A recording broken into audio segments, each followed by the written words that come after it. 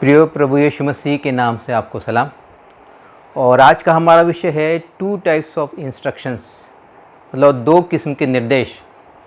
परमेश्वर ने जब एदन की बटिका बनाई तो परमेश्वर ने आदम और हव्वा को निर्देश दिए थे कि एदन की बटिका में जो मध्य में 2 वृक्ष लगाए थे। एक वृक्ष का नाम था भले और बुरे ज्ञान का वृक्ष, और उसी वाटिका के मध्य में दूसरे साइड में जीवन का वृक्ष था। और परमेश्वर ने आदम और हव्वा को कहा था कि एदन की बटिका में जितने भी वृक्ष है तुम उसके फल खा सकते हो, लेकिन ये जो वृक्ष है जिसका नाम है भले और बुरे ज्ञान का वृक्ष, उसका फल नहीं खाना। और ऐसा परमेश्वर ने आदम और हव्वा को निर्देश दिए थे। और ये सरल निर्देश है। और बाइबल कई और उदाहरण देते हैं, जैसा नूह को परमेश्वर ने कहा था कि मैं आसमान से बारिश को भेजूंगा और ये पूरी पृथ्वी को मैं पानी से डुबाऊंगा। और इसलिए उसने नूह को कहा था कि तू एक जहाज़ बनाना, और जहाज़ के पूरे लेंथ, विड्थ और हाइट के डायमेंशन दिए थे। और पहला मंजिला बनाना, दूसरा मंजिला बनाना, तीसरा मंजिला बनाना, और ये सब निर्देश परमेश्वर ने नूह को दिए थे। और ये निर्देश जो था ये चुनौती भरे निर्देश थे, क्योंकि 100 साल तक बनाने के 100 साल नूह को लगा वो जहाज़ बनाने के लिए। और वो जहाज़ बनाते समय वो लोगों को बताते रहा कि पश्चाताप करो और अपने आपे में आ जाओ। और ये 100 साल तक उसने लोगों को प्रचार किया, और साथ साथ वो जहाज़ भी बनाने लगा। और 100 साल के दरमियान जब वो जहाज़ को बना रहा था तब बारिश नहीं हुई। और ये दरअसल नूह के लिए ये चुनौती भरा निर्देश था। जो आज का हमारा जो विषय जो है ये 2 किस्म के निर्देश हैं जो बाइबल में लिए हैं। एक को बोलते हैं सरल निर्देश और दूसरे को बोलते हैं चुनौती भरे निर्देश। वैसे तो बहुत सारे सरल निर्देश बाइबल में दिए हैं और बहुत सारे ऐसे चुनौती भरे भी निर्देश दिए हैं। आज हम सिर्फ 3 सरल निर्देश देखेंगे और 3 ऐसे चुनौती भरे निर्देश देखेंगे। और ये सरल निर्देश, ये चुनौती भरे निर्देश देने का परमेश्वर का मकसद क्या है, और फिर उसका हम निष्कर्ष निकालेंगे कि इससे हमको क्या सीखना है। तो पहले हम 3 निर्देशों को देखते हैं जिसको बोलते हैं सरल निर्देश। जैसे पहला है दूसरा राजा, उसका 5वां अध्याय और उसके 1 से 14 में ऐसा लिखा है कि एक नामान नाम का कोढ़ी जो एलीशा के पास आता है, वो चंगा होने के लिए आता है, क्योंकि वो कोढ़ी था, वो एक सीरिया के आर्मी का एक कमांडर था। और सीरिया के राजा ने नामान को एलीशा के पास भेजा था। और एलीशा के पास आने के बाद एलीशा अपने घर से बाहर भी नहीं निकला और अपने सेवक को कहा कि जा तू नामान को बोल दे कि यरदन के नदी में जाकर 7 बार डुबकी मार। और तब ऐसा जब वो इस बात को सुना तो नामान को बड़ा गुस्सा आया, उसको क्रोध आया। उसने तर्क वितर्क किया कि मुझे एलीशा ने यरदन नदी में डुबकी मारने के लिए क्यों बोला, क्योंकि यरदन नदी जो इजराइल में है वो छोटी नदी है। इसने मुझे ऐसा क्यों नहीं कहा, एलीशा ने ऐसा क्यों नहीं कहा कि तेरे देश में, सीरिया देश में जो बड़ी नदी है उसमें तू डुबकी मार। और इसलिए उसको गुस्सा आया और वो गुस्से से वो वापस जाने निकला। लेकिन उसका जो सेवक जो था, वो सेवक ने नामान को कहा कि स्वामी, एलीशा ने अगर तुझे कोई चुनौती भरा अगर काम बताया रहता तो वो अवश्य तो तूने अवश्य किया होता। लेकिन उसने ऐसी सरल निर्देश दिए है कि यरदन के नदी में तुझे 7 बार डुबकी मारना है, और ये सरल निर्देश को तू क्यों नहीं अमल में लाता। और इसलिए नामान ने अपना जो सेवक जो था उसकी बात को मानी, और वो यरदन नदी में गया और 7 बार डुबकी मारा, और उसके बाद वो चंगा हो गया। ये दरअसल प्रियो पहला निर्देश है, ये कि सरल निर्देश था कि एलीशा ने नामान को कहा कि तू जाकर यरदन नदी में 7 बार डुबकी मार। यहाँ पर तर्क वितर्क करने की कोई बात नहीं थी। दूसरा जो निर्देश है यूहन्ना रचित सुसमाचार, उसका 2 अध्याय, उसका 17वां वचन में ऐसा लिखा है कि काना गांव में एक आश्चर्यक्रम प्रभु यीशु मसीह ने किया। अपने सेवकाई में सबसे पहला आश्चर्यक्रम उसने काना गांव में किया। वहाँ पे लिखा है कि उस काना गांव में एक भोज था, एक शादी थी, एक विवाह था। और उस विवाह में प्रभु यीशु मसीह के सांसारिक माता को और उसके जो चेले थे उनको निमंत्रण दिया था। और उसे ऐसा हुआ कि जब लोग खाना खा रहे थे तो वहाँ का जो दाखरस जो था वो घट गया, वो ख़त्म हुआ। तब वहाँ के भोज के जो लोग हैं प्रभु यीशु मसीह के माँ के पास आते हैं और उसको कहते हैं कि हमारे यहाँ का जो दाखरस है जो ख़त्म हो गया, क्योंकि वो जानते थे कि इसका हल सिर्फ प्रभु यीशु मसीह की माँ ही बता सकती है। इसलिए प्रभु यीशु मसीह की माँ ने कहा कि तुम शांत रहो और ये जो यीशु जो कहता है उसके अनुसार तुम कहो, वैसे उसके अनुसार तुम करो। और तो वो सेवक प्रभु यीशु मसीह के पास आते हैं और प्रभु यीशु मसीह कहता है कि ये जो 6 घड़े जो है ये पानी से भर दो। इस 6 घड़े में पहले से ही थोड़ा थोड़ा पानी था। प्रभु यीशु मसीह ने कहा कि ये जो 6 घड़े वापस पानी से भर दो। तो उन लोगों ने क्या किया, वो 6 घड़े जो थे खाली कर दिए और 6 घड़े फिर से वापस पानी से भर दिए। एक एक घड़े में 100-100 लीटर पानी आता था। मतलब जो 6 घड़े के थे वो 6 घड़े में 600 लीटर पानी आता। 600 लीटर पानी मतलब 3 ड्रम पानी उनको भरना था। वो जो व्यक्ति जो था जहाँ पर विवाह जिसने आयोजन किया था, जिसके यहाँ विवाह था, वो एक धनी व्यक्ति था। उसके और धनी व्यक्ति होने के कारण उसके यहाँ काफ़ी मेहमान या उसके दोस्त मित्र या रिश्तेदार आए होंगे, उसके यहाँ काफ़ी सेवक भी होंगे। और उसने इसलिए वो सेवकों को आज्ञा दिया होगा कि उसके घर में एक कुआं भी होगा ताकि वो कुएं से पानी निकाले और वो मटके में भरे। और उन्होंने 15-20 मिनट में वो 6 के 6 जो मटके हैं पानी से भर दिए। दरअसल ये जो निर्देश जो प्रभु यीशु मसीह ने वो सेवकों को दिया वो दरअसल सरल निर्देश थे। और बाद में ऐसा लिखा है कि उस पानी का प्रभु यीशु मसीह ने दाखरस में परिवर्तन किया। ये दरअसल प्रिय दूसरा निर्देश है।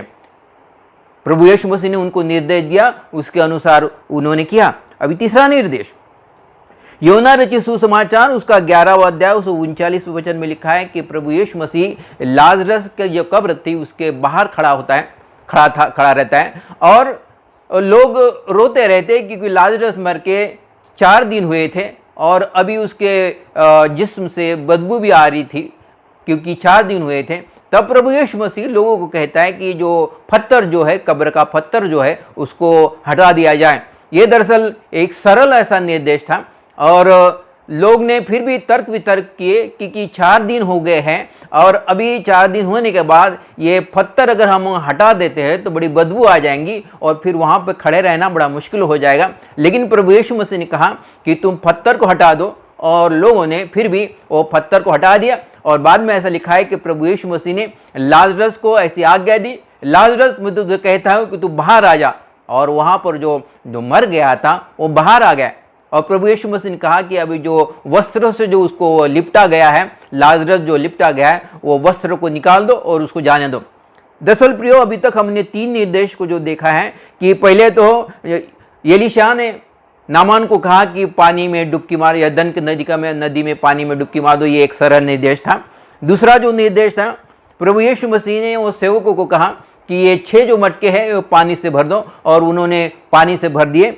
और तीसरा जो निर्देश जो है, प्रभु यीशु मसीह ने फिर से लोगों को कहा कि जो लाजरस की जो कब्र है वहाँ पर जो पत्थर लगा था वो पत्थर को हटा दो। और लोगों ने पत्थर को हटा दिया और तीनों जगह पर जब लोगों ने वो निर्देश को अमल में लाए तो वहाँ पर बड़े आश्चर्यक्रम हुए।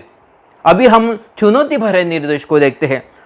पहला चुनौती भरा जो निर्देश है, पहला राजा उसका 17वां अध्याय उसका 13वां वचन में ऐसा लिखा है कि जब एलिया जारपत के फाटक के पास पहुंचता है, क्योंकि परमेश्वर ने एलिया को कहा था कि तू अभी जारपत को चला जा, क्योंकि मैंने जारपत के विधवाओं को आज्ञा दी कि तेरे खाने का इंतजाम करें। और इसलिए एलिया जारपत के फाटक के पास पहुंचता है। वहां पहुंचने के बाद उस वो विधवा को देखता है और विधवा अपने लिए लकड़ी बीन रही थी ताकि उस समय वो अपने उसके पास जो थोड़ा सा आटा था वो रोटी बनाएंगी, वो खाएंगी और उसके बेटा खाएगा, उसके बाद वो मर जाएगा।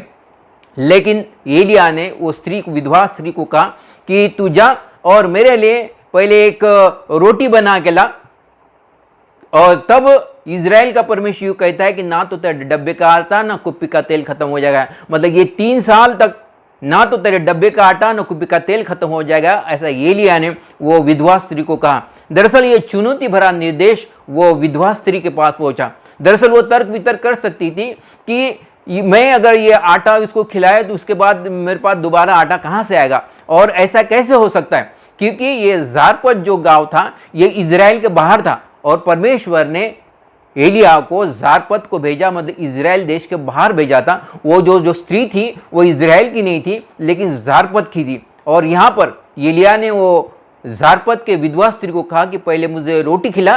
तब इजराइल का परमेश्वर यूं कहता है कि ना तो तेरे डब्बे का आटा ना कुप्पी का तेल खत्म हो गया है, जब तक के अकाल बने रहेगा तब तक ना तो तेरे डब्बे का आटा ना कुप्पी का तेल खत्म हो जाएगा। और उस स्त्री ने भरोसा करी और उसने उसके अनुसार किए और बाद में बड़ा आश्चर्यक्रम उसके जीवन में हुआ। यह दरअसल चुनौती भरा निर्दोष है कि यहाँ पर बड़े कठिन परिस्थिति में वो स्त्री को, एलिया को रोटी खिलाना था। जो हमारे जीवन में कई बार ऐसे कठिन परिस्थिति में हमको निर्देश आते हैं और ये चुनौती भरे निर्देश होते हैं और हमको ऐसा लगता है कि ऐसे कठिन परिस्थिति में मेरे जीवन में आश्चर्य कैसे हो सकता है, लेकिन यहाँ पर बड़ा आश्चर्यक्रम हुआ। यहाँ पर ऐसा लिखा है। तो ये पहला चुनौती भरा निर्देश यहाँ पर विधवा स्त्री के जीवन में हुआ। अभी दूसरा निर्देश को देखते हैं।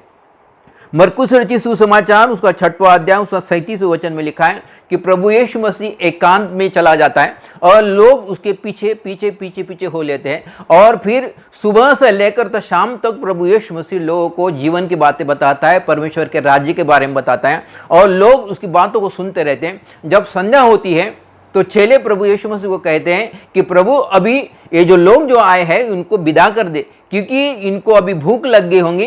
कहीं ऐसा ना हो कि ये रास्ते में लौटते लौटते ही थक जाएंगे और रास्ते में गिर जाएंगे, इसलिए अभी इन लोगों को विदा कर दें।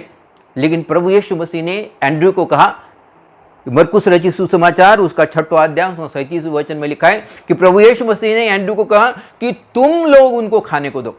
दरअसल ये बहुत चुनौती भरा निर्देश प्रभु यीशु मसीह ने एंड्रयू को दिया। जब ये निर्देश एंड्रयू के पास पहुंचा तो यह समझ गया था कि प्रभु यीशु मसीह क्या कह रहा है। वो समझ गया कि प्रभु यीशु मसीह कह रहा है कि जो तुमसे बनता है तुम अवश्य करो, लेकिन जो तुमसे नहीं बनता, जो तुम नहीं कर सकते, वो मैं करूंगा। और इसलिए एंड्रयू ने क्या किया, वहां पर जितने लोग थे उनको पूछा कि किसी के पास रोटी है, किसी के पास खाना है। तो एक लड़का था जिसके पास खाना था, उसके बाद 5 रोटी थी और 2 मछलियां थी।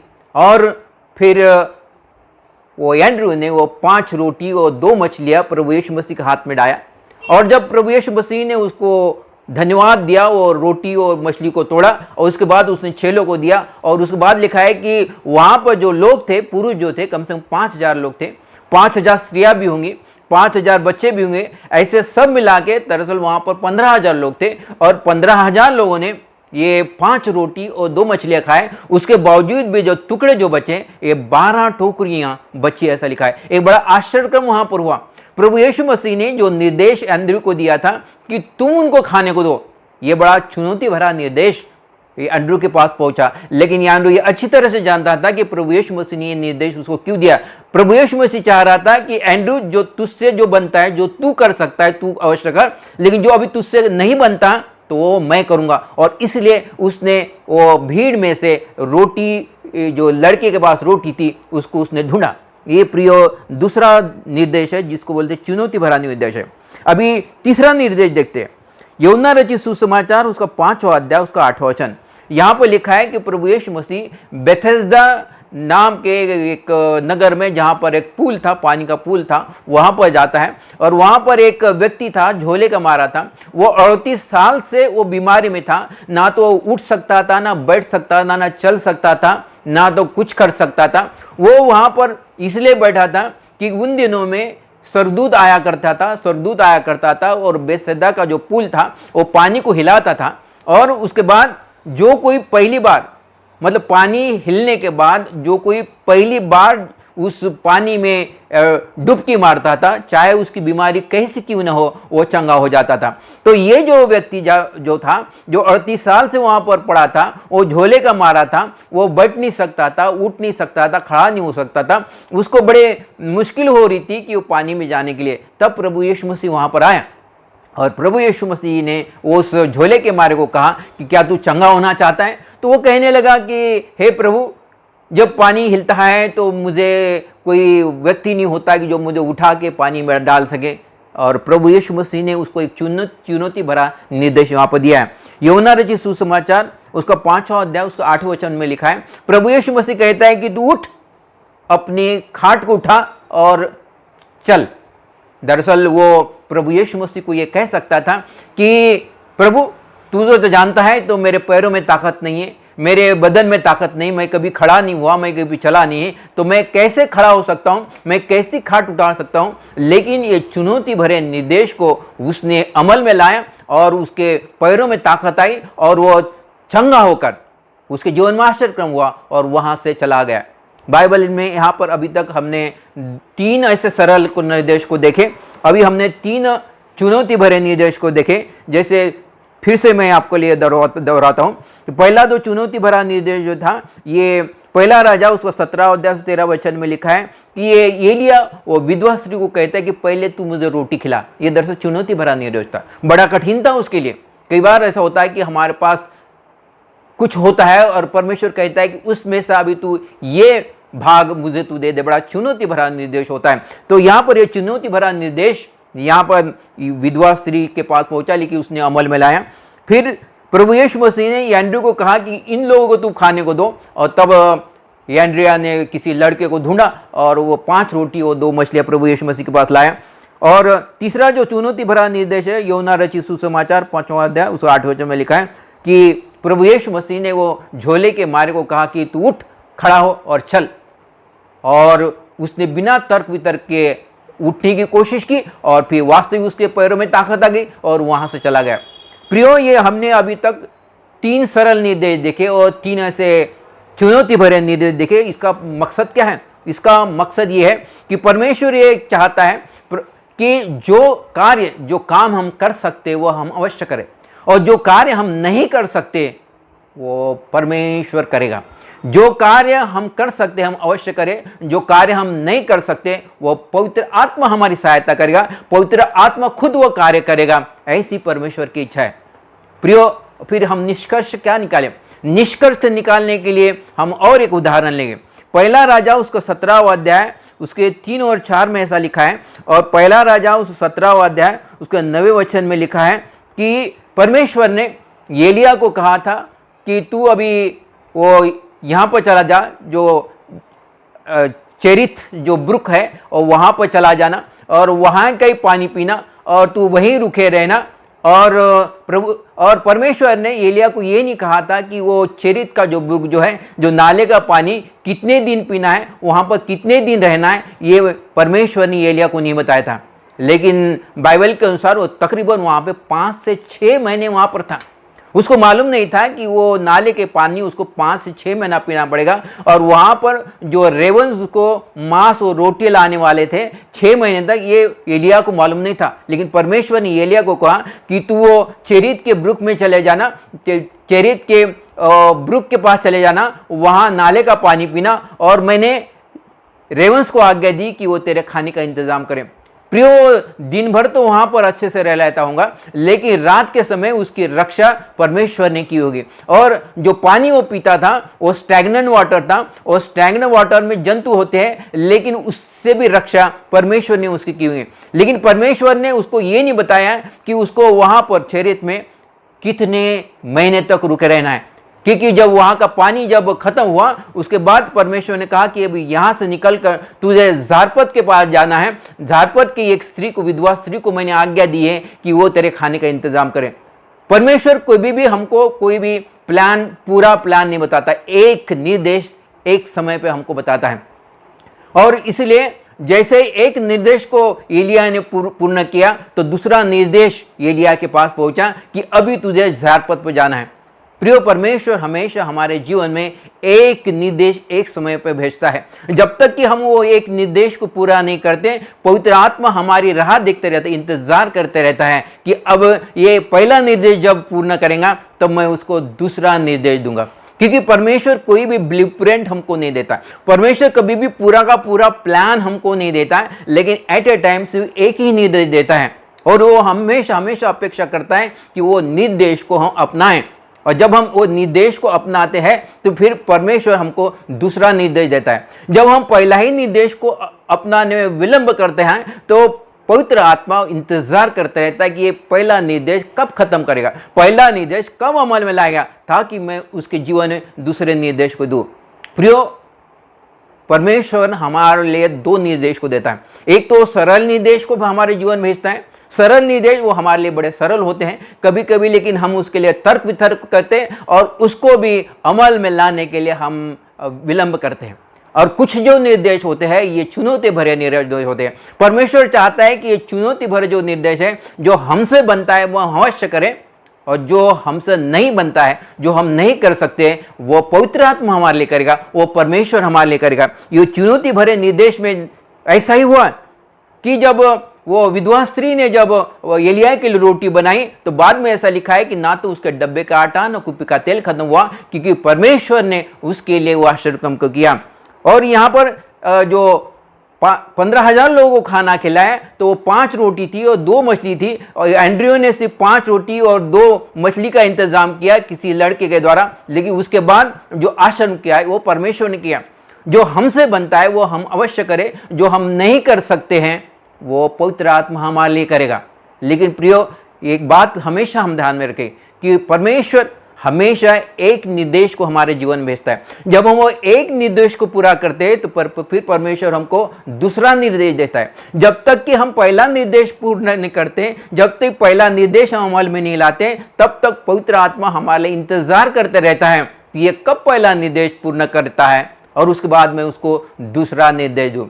कोई कहेगा कि हमारे लिए क्या निर्देश है? बाइबल में बहुत सारे निर्देश दिए हैं। हर एक क्षेत्र में हमारे लिए निर्देश है। पारिवारिक क्षेत्र में हमारे निर्देश दिए हैं, आर्थिक क्षेत्र में हमारे निर्देश दिए हैं, भौतिक क्षेत्र में हमारे निर्देश दिए हैं, आत्मिक क्षेत्र में हमको निर्देश दिए, मानसिक क्षेत्र में हमको निर्देश दिए, शारीरिक क्षेत्र में हमको निर्देश दिए, व्यवसायिक क्षेत्र में हमको निर्देश दिए, शैक्षणिक क्षेत्र में हमको निर्देश दिए हैं।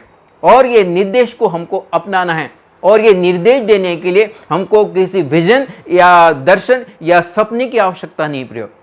और ये निर्देश जब पर हमारे पास आता है, हो सकता है वो सरल निर्देश है, सरल निर्देश है तो उनको आसानी से कर सकते हैं, लेकिन चुनौती भरा अगर निर्देश हमारे पास आता है तो जो हम कर सकते हैं हम अवश्य करें, क्योंकि परमेश्वर यही चाहता है कि जो हम कर सकते हैं वो अवश्य करें, जो हम नहीं कर सकते वो पवित्र आत्मा हमारे लिए करेगा। लेकिन एक बात ध्यान रखना जरूरी है कि परमेश्वर जब निर्देश देता है तो वो इंतजार करते रहता है कि कैसे कब मैं वो निर्देश को अमल में लाता हूँ, क्योंकि जब तक हम पहला निर्देश को अमल में नहीं लाता, हम जब तक पहले निर्देश को अमल में नहीं लाते, तब तक पवित्र आत्मा हमको दूसरा निर्देश नहीं देता।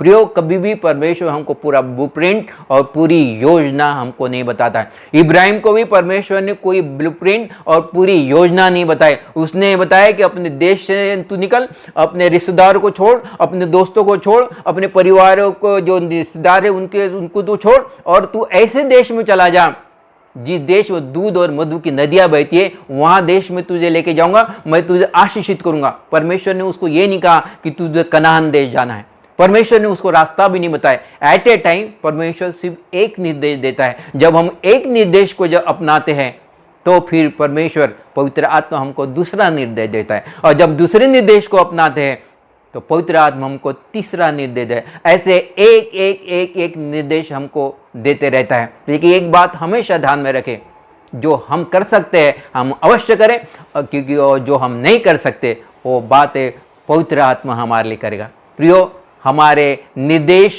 जो हमारे पास आते हैं और हम उसका अमल करने के लिए पवित्र आत्मा हमेशा इंतज़ार करते रहता है कि ये कब पहले निर्देश को अमल में लाता है और मैं दूसरा निर्देश उसको कब दूँ। मैं ऐसा विश्वास करता हूँ कि आज के वचनों के द्वारा आपको प्रोत्साहन मिला होगा। प्रभु इस वचन पर आशीष दे और आपको भी आशीष दे।